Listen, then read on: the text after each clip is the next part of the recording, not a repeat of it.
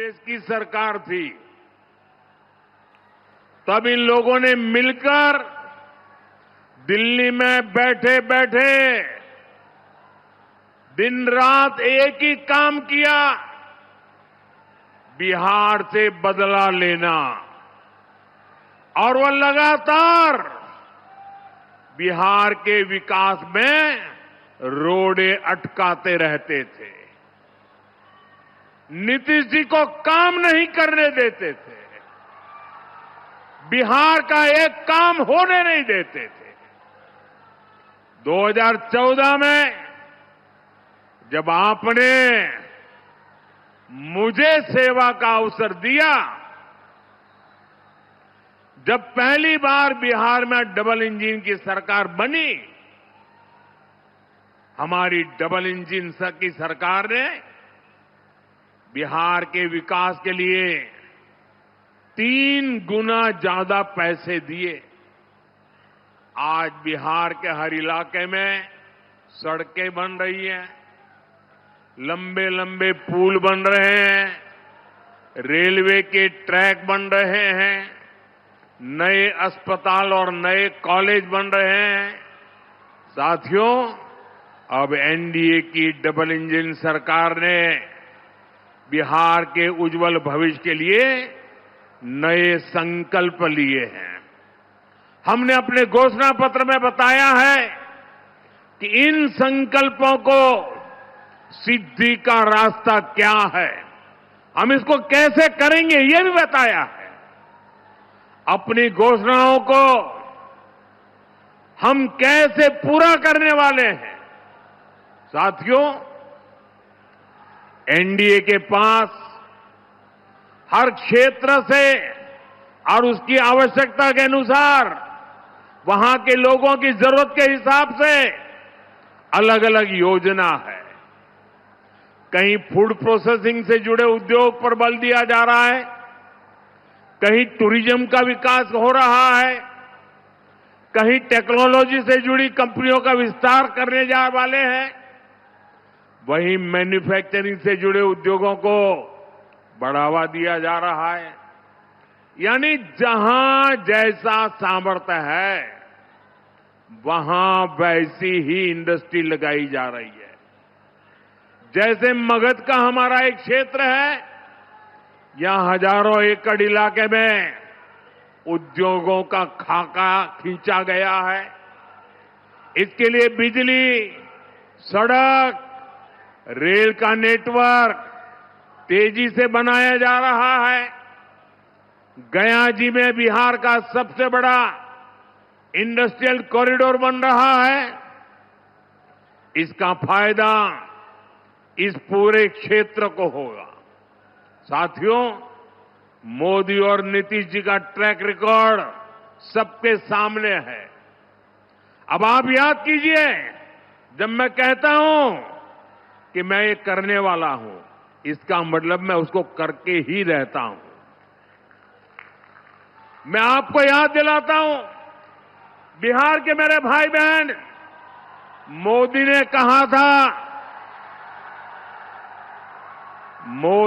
कहा था राम मंदिर बनेगा।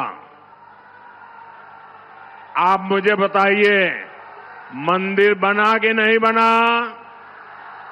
मंदिर बना के नहीं बना? डंके की चोट पर बना के नहीं बना?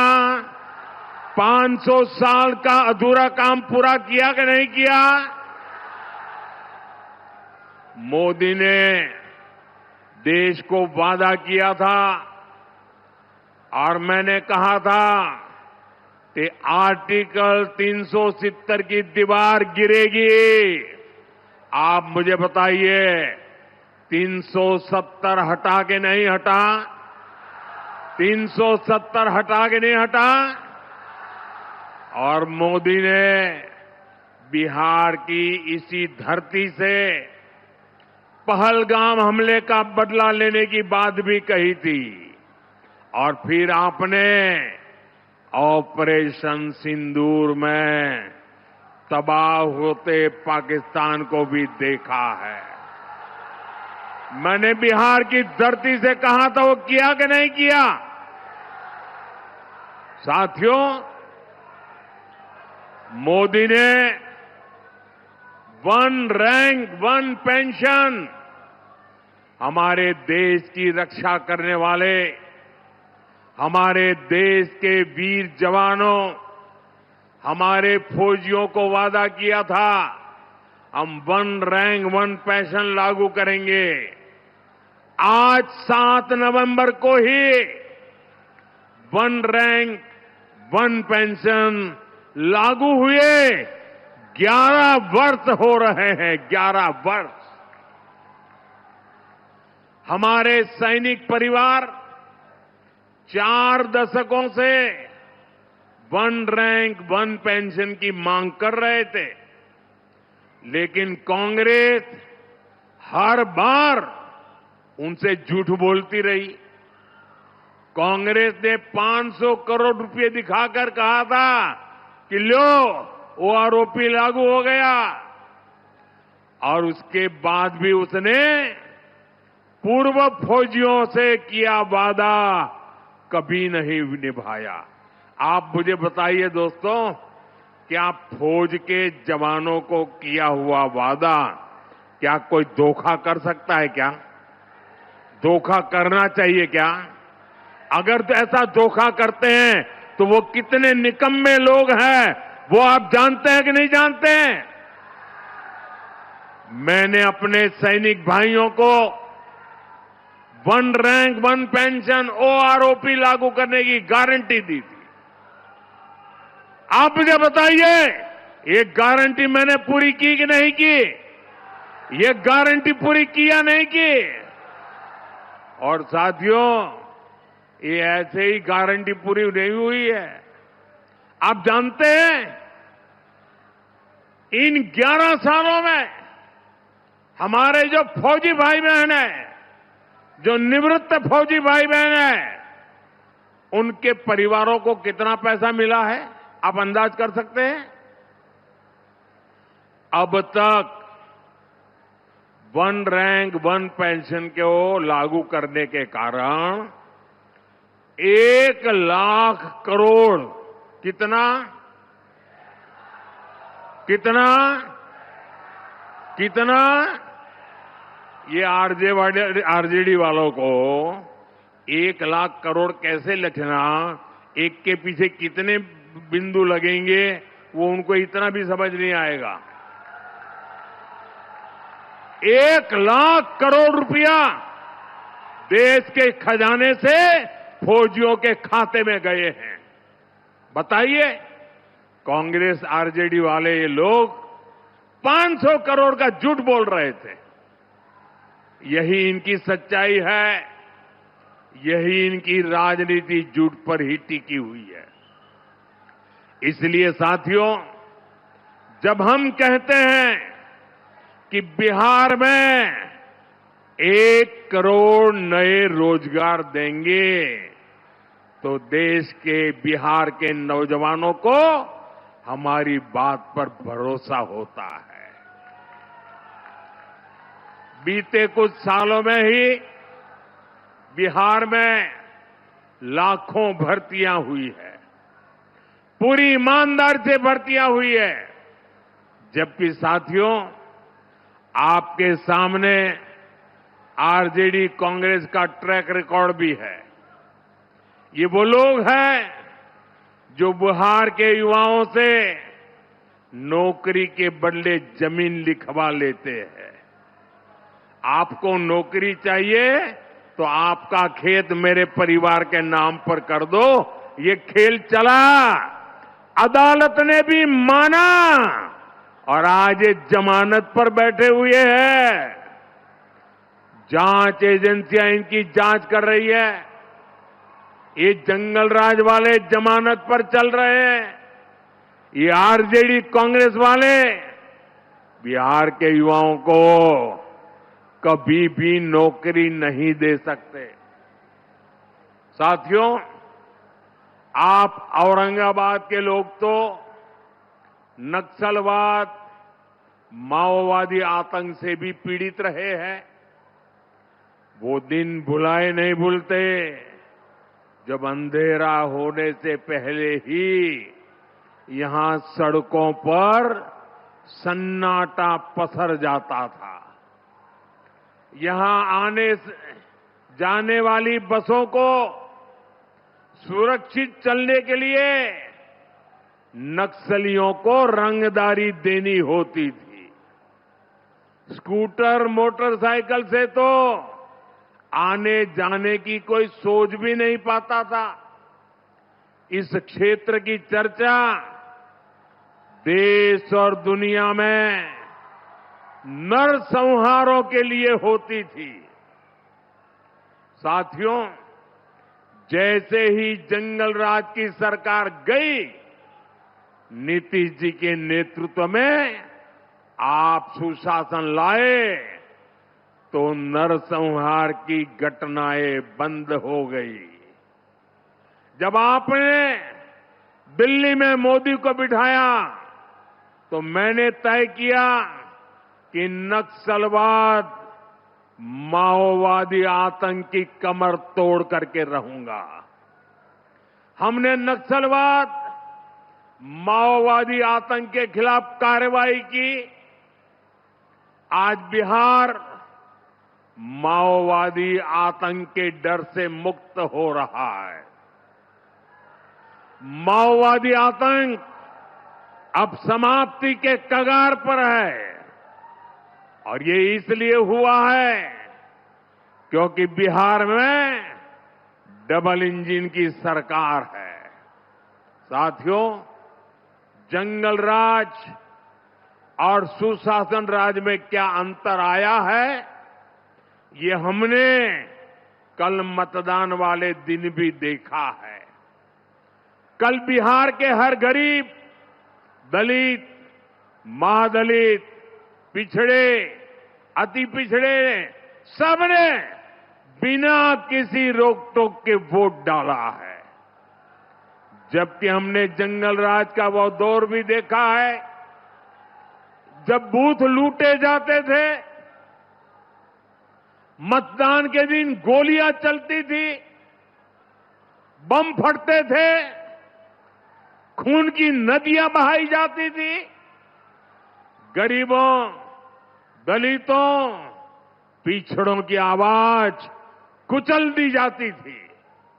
साथियों, जंगल राज के गुर्गे साजिश तो अभी भी बहुत कर रहे हैं, लेकिन मैं चुनाव आयोग की प्रशंसा करूंगा। मैं चुनाव आयोग को बधाई दूंगा कि प्रथम चरण के चुनाव इतने अच्छे तरीके से संपन्न कराए हैं। और मुझे कुछ लोगों ने बताया, कल जो मतदान का, लोकतंत्र का उत्सव चल रहा था, बहुत सारे विदेश के लोग ये हमारे चुनाव देखने के लिए आए थे, हमारा मतदान देखने के लिए आए थे। मतदान मथकों का उत्साह उमंग देख करके वो भूरी भूरी प्रशंसा कर रहे थे। साथियों, आपको एक बात हमेशा याद रखनी है, जंगल राज वालों के पास हर वो चीज है जो निवेश और नौकरी के लिए खतरा है। ये जंगल राज वालों का खतरा है। ये अभी से बच्चों तक को रंगदार बनाने की बातें कर रहे हैं, खुलेआम कर रहे हैं। ये लोग खुली घोषणा कर रहे हैं कि भैया की सरकार आएगी तो कट्टा, दूनाली, फिरौती, रंगदारी, यही सब चलेगा। और इसलिए आपको इन लोगों से बहुत सतर्क रहना है। बिहार को कट्टा सरकार नहीं चाहिए। बिहार को कुशासन सरकार नहीं चाहिए। साथियों, बिहार को भाजपा एनडीए पर भरोसा है, क्योंकि एनडीए ने बिहार को जंगल राज से बाहर निकाला। अब बिहार को विश्वास है कि एनडीए ही बिहार को विकसित बना करके ही रहेगी। इसलिए बिहार एनडीए के ईमानदार संकल्प पत्र पर विश्वास करता है। बिहार की बहनें बेटियां सब देख रही हैं।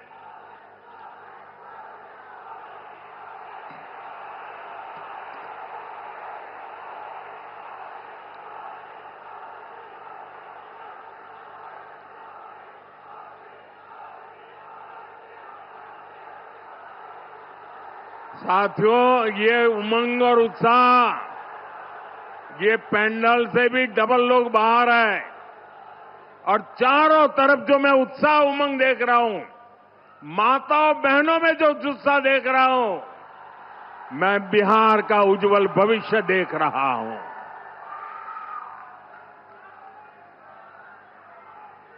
साथियों, ये एनडीए ही है जिसने पंचायती राज संस्थाओं और नगर निकायों में महिलाओं को 50% आरक्षण दिया।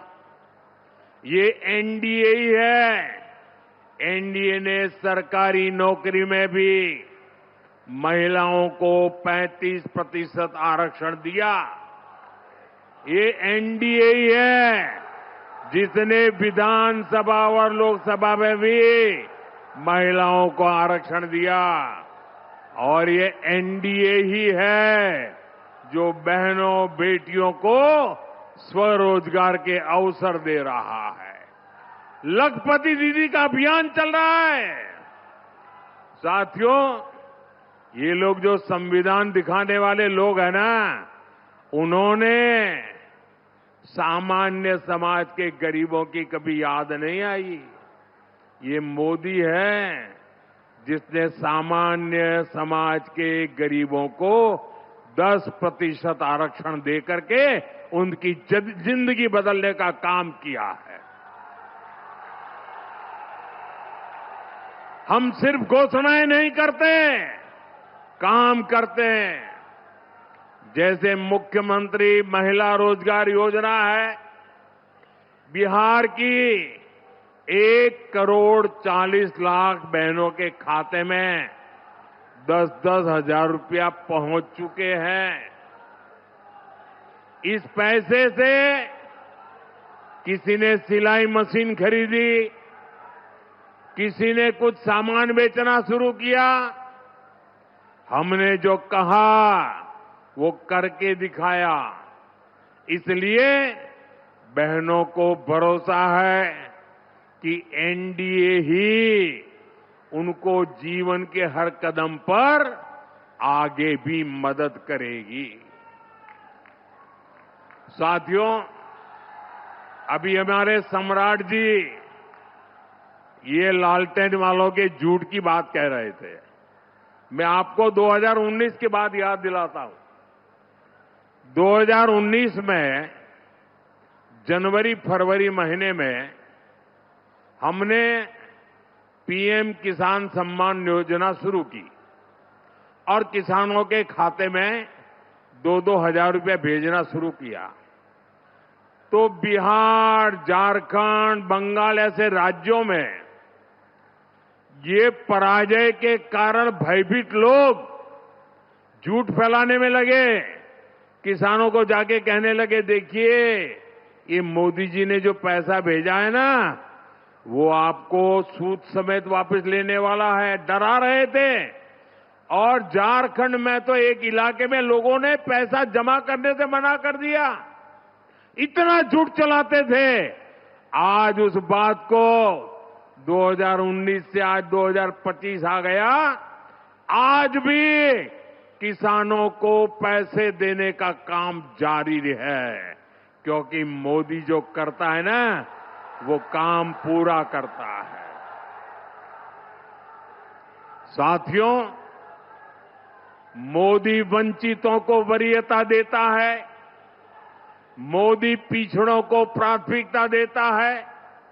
आप देखिए, बिहार में 60 लाख गरीबों को पक्के घर, पक्के आवास मिले हैं। तो 60 लाख ये पक्के घर मेरे गरीब परिवारों को, मेरे दलित परिवारों को, मेरे महादलित परिवारों को, मेरे पिछड़ों परिवारों को, मेरे अति पिछड़ों परिवारों के टोलों में बनाए गए हैं। उनको एक नई जिंदगी देने का काम किया है। घर घर बिजली, नल, शौचालय, मुफ्त गैस कनेक्शन, ये सब कुछ पहुंच रहा है। इसका फायदा भी वंचितों को ही सबसे ज्यादा हुआ है। मुफ्त अनाज हो या मुफ्त इलाज, इससे गरीब का, वंचित का फायदा हो रहा है। साथियों, कांग्रेस ने छोटे किसानों को कभी पूछा तक नहीं। ये मोदी है जो छोटे किसानों की चिंता करता है। हमारी सरकार किसानों के खाते में 6-6 हजार रुपये जमा करती है। और अब तो बिहार एनडीए ने घोषणा की है, जब फिर से यहां एनडीए की सरकार बनेगी तो 3,000 रुपये बिहार के किसानों को अतिरिक्त दिए जाएंगे। यानी डबल इंजन सरकार बिहार के किसानों को 9,000 रुपये देगी। साथियों, कांग्रेस और आरजेडी ने आप किसानों को बूंद बूंद पानी के लिए तरसाया था। आप याद कीजिए, उत्तर कोयल बांध परियोजना की चर्चा कब से चल रही थी। इस क्षेत्र के किसानों ने तो उम्मीद ही छोड़ दी थी। इस बांध के निर्माण का काम पूरा हो, इसके लिए हमने अतिरिक्त पैसा दिया और अब बांध का काम तेजी से चल रहा है। और मुझे मालूम है, ये सुशील जी जब सांसद के रूप में इस काम को लेकर के दिन रात मेहनत करते थे।